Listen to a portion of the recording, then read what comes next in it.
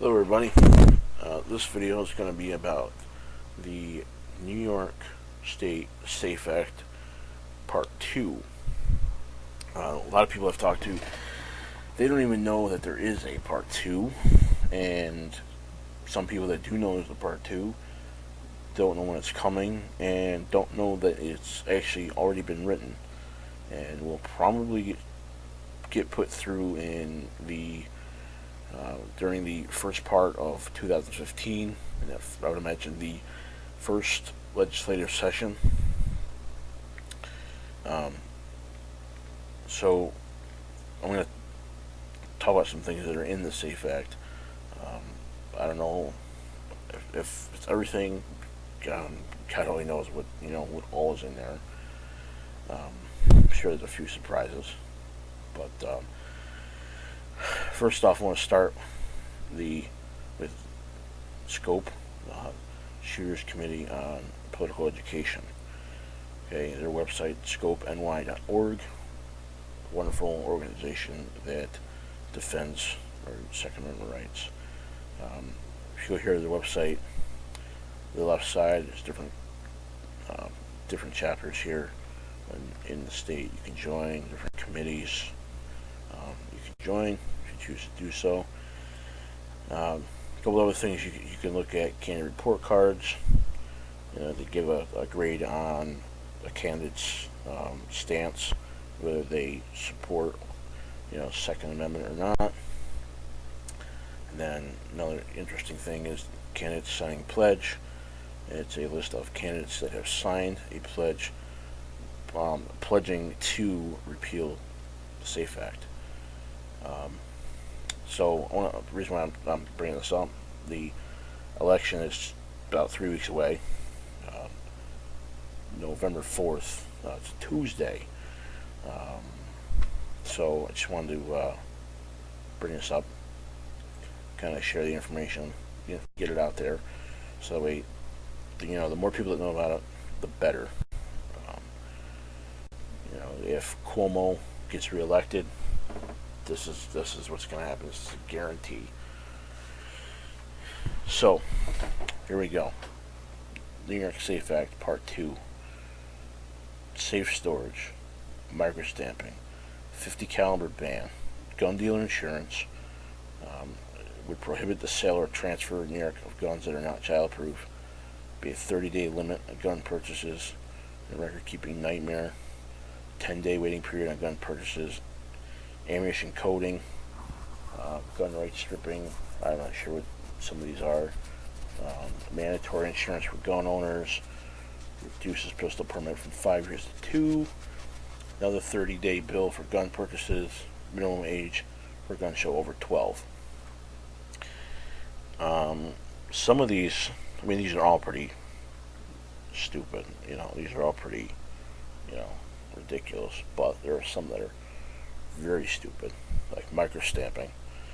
That's been brought up before. That was introduced a few years ago, and I remember that. A couple big supporters of that were like Syracuse Mayor Stephanie Miner. At the time, she was, not only was she mayor of Syracuse, but she was the state Democratic co-chair, and she was a big-time supporter of that. And a good friend of hers, New York City now he's formerly New York City Mayor Michael Bloomberg. He was a big supporter of that as well. And they wanted that bad, but luckily it failed, and hopefully it will fail again. The big thing with that is, there's basically the firing pin would, mark the shell. I'm not sure if it would mark the actual bullet projectile, but I know it would, with like a specific code, so that way they could easily track things better. But it's stupid. Not only is it not cost effective because you'd have to retrofit guns and everything, but it's not like a permanent thing. If you shoot a lot, it would wear off, or you could just replace those parts of the gun, or you could just sand it off. It's kind of stupid. Um, so let's see here. I'm not going to go through all these. I suggest, strongly encourage everybody, to come take a look at these and read them in their entirety so everybody knows what's what. Um, I'm not going to go through each and every one. I'd be here for quite a while. So first, let's look at the microstamping one. Let's see here. Requires all semi-automatic pistols manufactured or delivered to any licensed dealer in New York State to be capable of producing a unique alphanumeric or geometric code on at least 2 locations on each cartridge case expended from such pistol. Makes it a Class D felony to willfully deface a microstamping component of a semi-automatic pistol, subjecting violators to imprisonment, fine, or both. Alright, well, how would they do that? I mean, how are you gonna? Oh, how do you know if it's been defaced or not? And how do you prove it was willfully, intentionally defaced? That just doesn't make any sense. All right, so that's microstamping. Okay, let's look at ammunition coding. All right. Let's see. Requires every manufacturer to code ammunition for handguns and assault weapons sold and manufactured after January 1st, 2014. Coded ammunition means a bullet carrying a unique identifier that has been applied by etching onto the base of the bullet projectile. Directs the state police to create a database on all sales, loans, and transfers of ammunition within the state. Yeah, we all know what will happen there. Requires, can you see confiscation? Requires vendors to provide detailed information on ammunition purchasers to the database and charge the purchaser an additional 0.005 cents per bullet. I don't know if it's, does that mean just under a cent per bullet? I don't know. Or rounds be deposited to a new database fund. Requires all non-coded ammunition be disposed of by January 1st, 2015, or subject sellers or owners of uncoded ammunition to a Class A misdemeanor. Provides 3-year exemption for persons with valid hunting license. Willfully failing to comply would subject manufacturers and vendors to fines. Alright, problem with that I see. So if you, let's think about this. So if you have any of these bullets, okay, let's see, it'd be non-coded, you're supposed to be the very first one. So, but what if you don't have a hunting license? If you don't have a hunting license, okay, and you have a bunch of ammo, then you have to dispose of it by January 1st, 2015.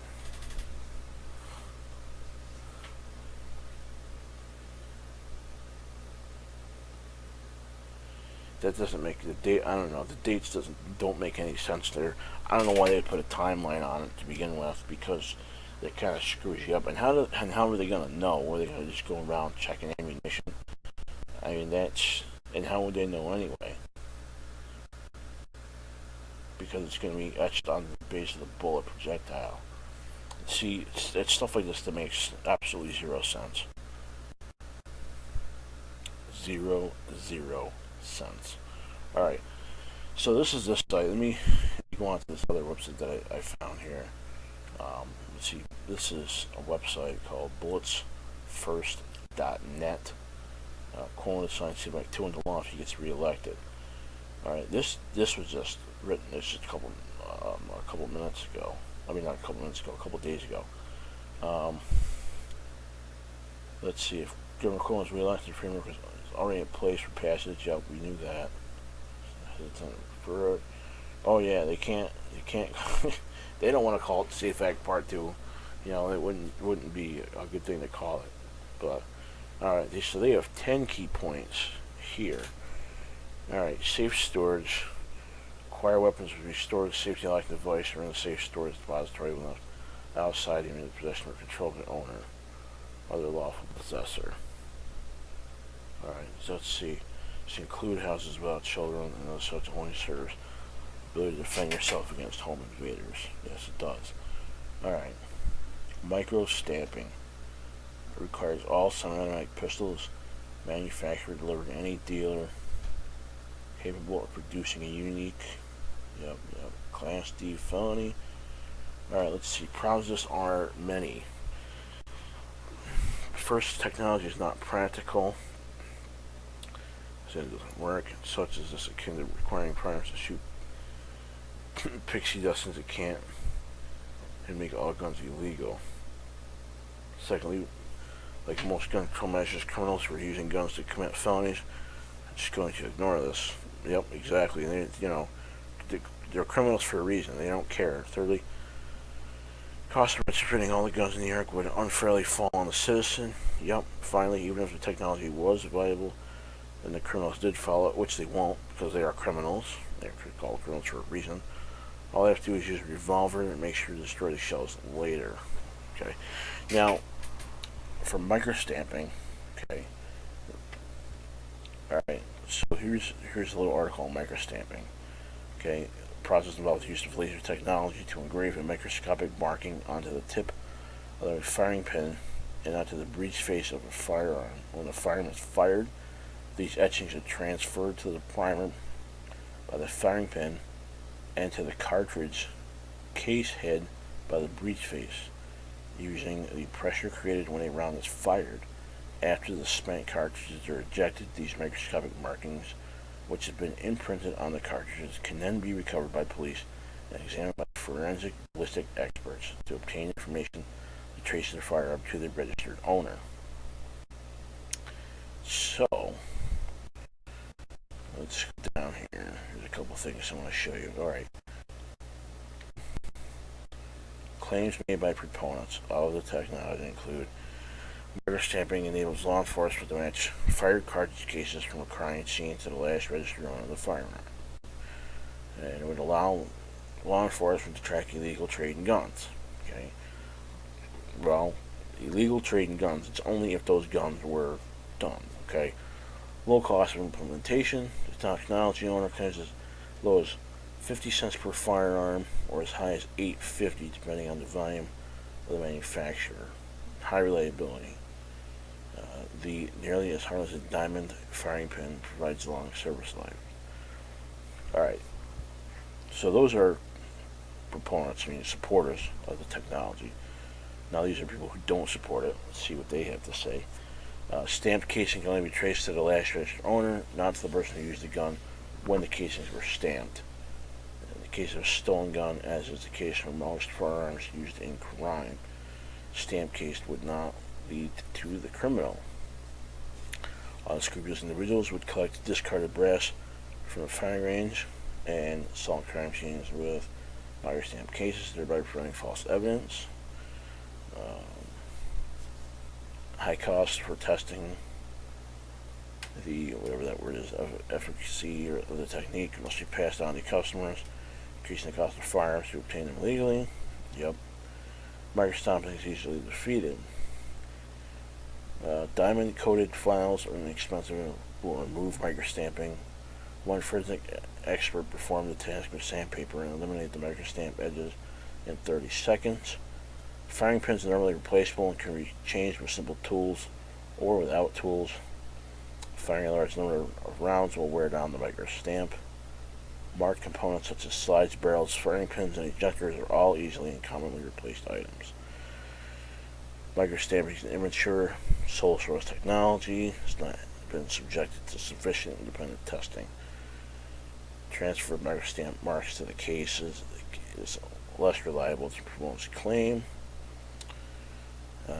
Microstamping would be relevant for revolvers, as these types of weapons do not automatically eject shell cases. Ejected cases can be easily collected and removed from a crime scene. Yep. Let's see here. Information from the Justice Department shows only about 10% of violent crimes are committed with firearms, and of those, 98% of those guns are unregistered. Todd Lazat, or Lazati, however we pronounce that, the man who patented the technique, admits the process is largely ineffective. The National Shooting Sports Foundation estimates the cost of implementation to be passed on to the consumers to be much higher than the proponents of the law. It could be around $200 per firearm. Yeah, that's a little crazy. Now, if you look at pictures, let's see, look at Google Images. Okay, this is what it basically looks like. This is a good picture here. You can see this is the primer here, and you can see that's been etched on there.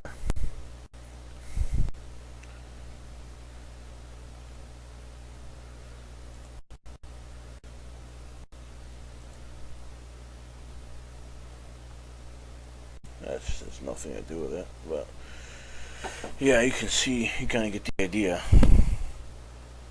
I don't really think that's a great way of doing it. I mean, you can easily, get around that, but whatever. Let's see, 50 caliber ban. Bans possession, sale, or transfer of 50 caliber or larger weapons. Permits grandfathering so long as they are then registered. I think black powder is exempt from that, I believe. I think I saw that somewhere. Gun dealer insurance requires imposition of restrictive business practices, record keeping, and reporting for lawful gun dealers, including requiring every dealer carry insurance coverage against liability, at least $1 million per incident. Wow. Prohibits the sale or transfer in New York of guns that are not childproof. Let's see here. Prohibits the sale, transfer of a child-operated firearm to another person. Defines child-operated firearm as a pistol or revolver which does not contain a child-proofing device, which would prevent an average 5-year-old from operating it. 30-day limit on gun purchases. Prohibits the person from purchasing more than one firearm from a dealer within a 30-day period. Prohibits a dealer from selling or transferring a firearm to a person who has purchased or taken possession of a firearm within the previous 30 days. Requires dealers to request approval for sale from the Division of Criminal. See, that's what I think is BS. How the hell can they dictate who, how you run your business? You can't, that you can allow somebody to be your customer, that's a little ridiculous. You can, I can't sell you something today because you bought something yet. That's pretty much stupid. So, 10-day waiting period on gun purchases. Prohibits a person from taking possession of any firearm from a dealer unless 10 days have elapsed from the date. Dealer initiated the NSCS background check.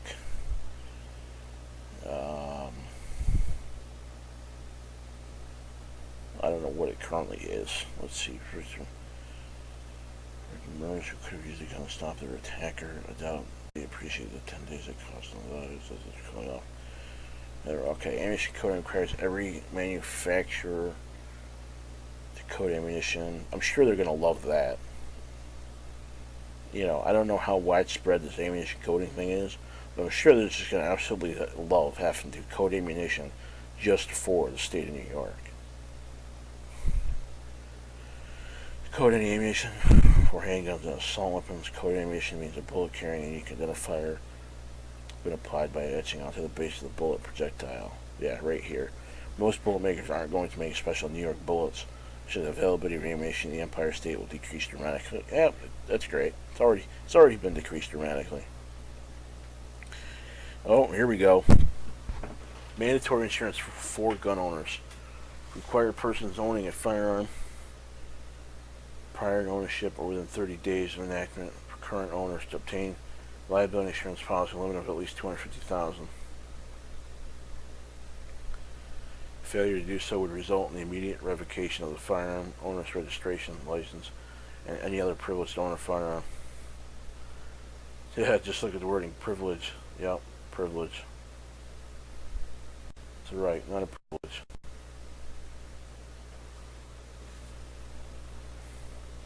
ridiculous.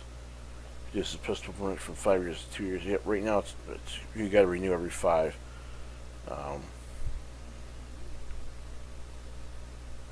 But it would be 2, Bump that to 2. Pistol permits in New York were a lifetime before the first SAFE Act. Act made it 5 years. SAFE Act 2 is looking to make it 2 years. Right, it is a money-making scheme.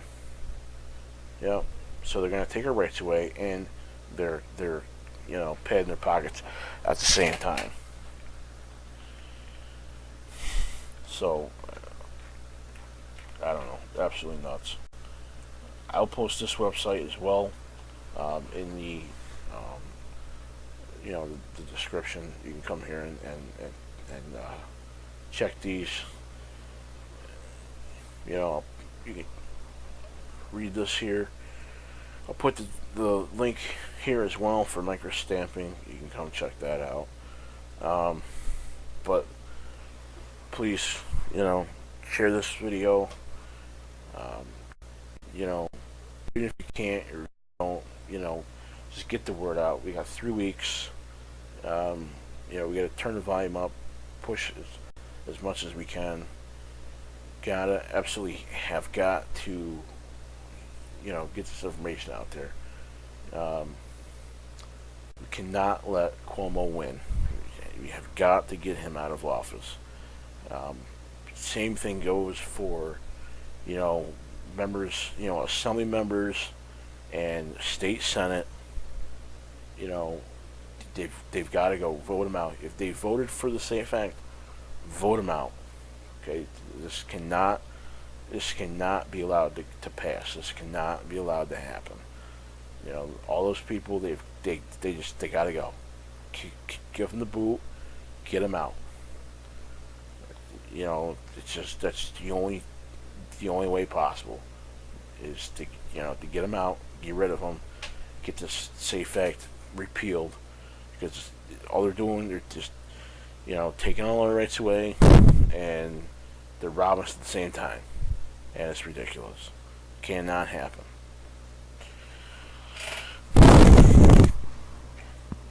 Okay, so that's about it. Like I said, I will post these links in the description of the video, so that way when you can come back and take a look and read at your leisure, and you can share accordingly. Okay. Thanks for watching.